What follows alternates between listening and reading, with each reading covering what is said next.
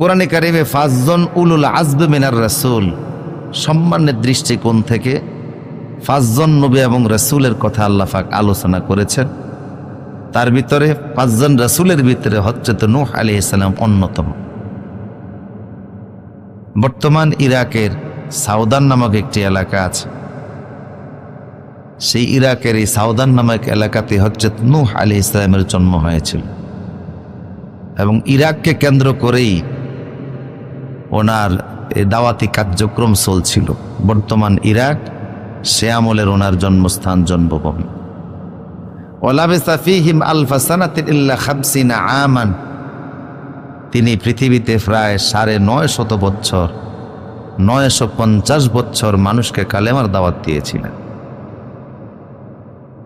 লম্বা একটি সময় তিনি শুধু দাওয়াতি কার্যক্রম পরিচালনা করেছেন। আল্লাহ সুবহানাহু ওয়া তাআলা ওনার বিষয়টা বিভিন্ন জায়গায় বলেছেন। সূরা নূহতে আল্লাহ পাক এভাবে শুরু করেছেন যে ইন্না আরসালনা নূহান ইলা কওমিহি আন আনযির কওমাকা মিন ক্বাবলি আন ইয়াতিয়াকুম আযাবুন আলীম।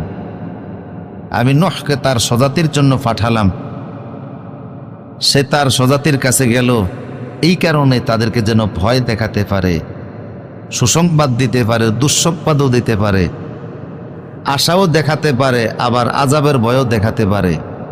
বিশেষ করে আল্লাহর তাওহীদ রিসালাতকে যারা মানবে না তাদের জন্য আযাব আছে না নাই?